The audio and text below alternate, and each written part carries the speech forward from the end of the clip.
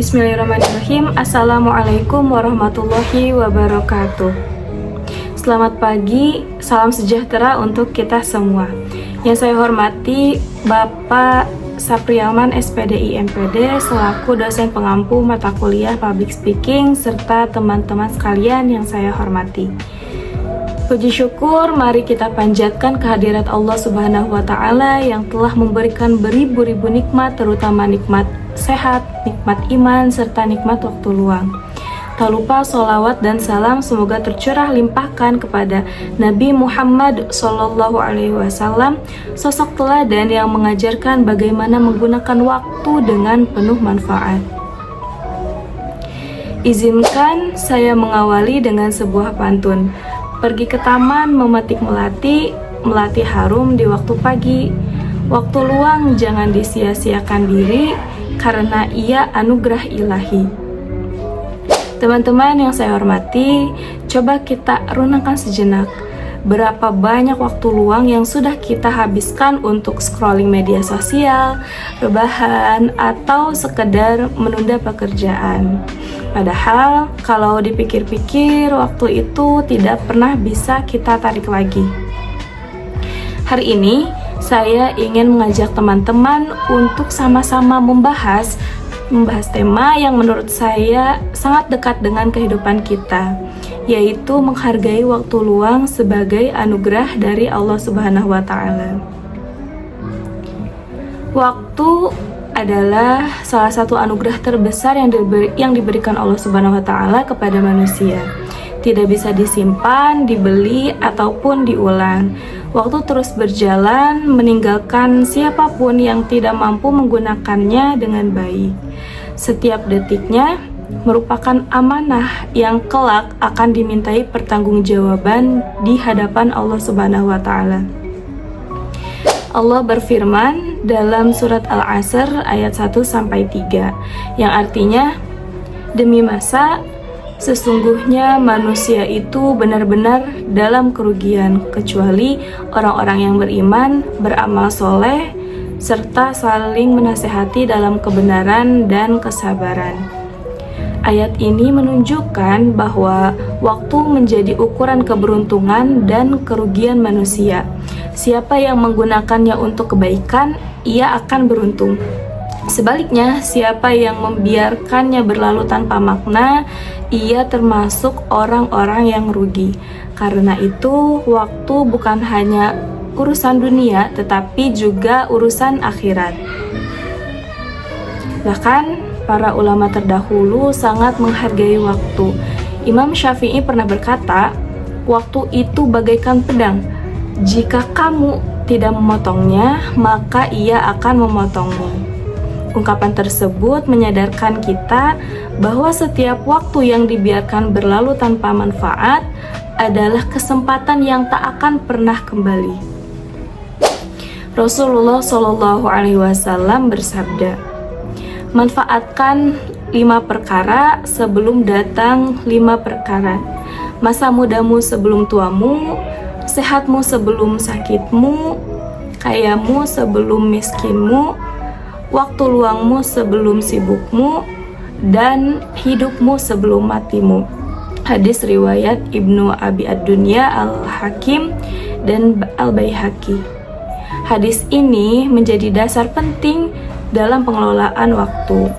Pesan yang terkandung di dalamnya bukan hanya nasihat moral, tetapi strategi hidup agar manusia mampu menghargai setiap kesempatan yang diberikan oleh Allah.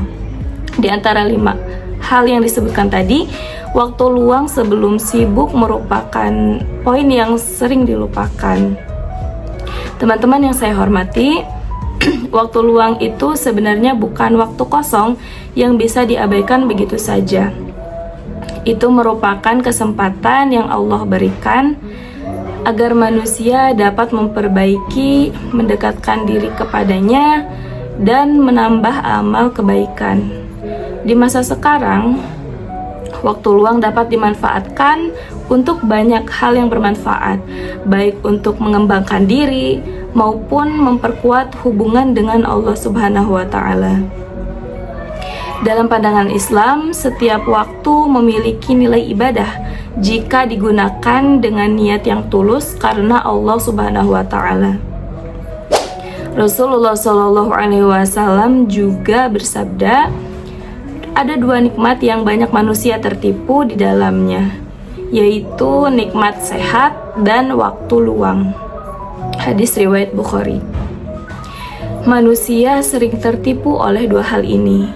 Ketika sehat, kita merasa akan selalu punya waktu untuk berbuat. Ketika punya waktu luang, kita merasa nanti masih bisa melakukannya. Namun, ketika sakit atau sibuk datang, barulah kita akan menyesal. Waktu luang sejatinya adalah peluang untuk berbuat kebaikan. Waktu tersebut bisa digunakan untuk beribadah, belajar, membaca, berolahraga, atau melakukan hal-hal produktif lainnya. Dalam Islam, tidak ada waktu yang dianggap sia-sia selama itu digunakan untuk sesuatu yang bermanfaat. Bahkan beristirahat pun bisa bernilai ibadah, asalkan diniatkan untuk menjaga kesehatan agar dapat beramal kembali. Beberapa ulama dan cendekiawan Muslim seperti Al-Ghazali, Ibnu Qayyim Al-Jauziyah, dan Yusuf Al-Qaradawi menjelaskan bahwa dalam Islam terdapat 3 prinsip utama dalam mengelola waktu. Yang pertama, perencanaan atau takhtid al-waqt, yaitu menyusun kegiatan secara terarah agar setiap waktu digunakan dengan efektif dan bermanfaat. Yang kedua, ada pemanfaatan atau istighlal al-waqt, yakni mengisi waktu dengan aktivitas yang bernilai, baik untuk urusan dunia maupun akhirat.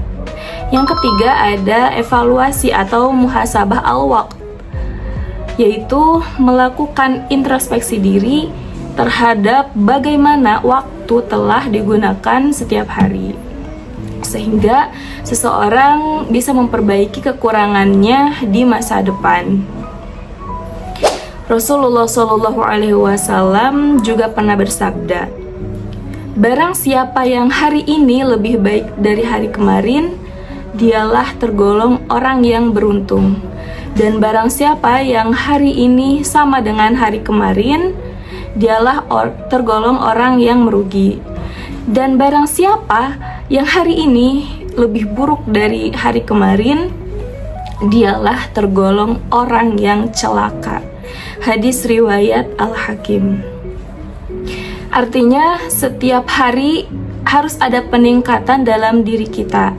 Jika hari ini sama saja dengan hari kemarin, maka kita termasuk orang yang rugi. Evaluasi diri itu sangat penting, teman-teman, agar kita sadar bahwa sudah berapa baik kita memanfaatkan waktu yang Allah berikan. Kita hidup di era digital yang serba cepat dan penuh kemudahan. Semua bisa dilakukan hanya dengan sentuhan jari. Tapi di balik itu, kadang kita jadi lupa apa arti dari waktu itu sendiri. Banyak teman-teman yang mungkin tanpa sadar menghabiskan waktunya untuk hal-hal yang kurang bermanfaat. Padahal Islam selalu mengajarkan keseimbangan dalam hidup. Kita diajarkan untuk bekerja, beribadah, beristirahat, dan menikmati waktu dengan cara yang baik. Mengatur waktu bukan hanya tentang mencapai banyak hal, tetapi juga tentang bagaimana kita bisa hidup lebih seimbang, punya waktu untuk diri sendiri, dan merasa lebih dekat dengan Sang Pencipta.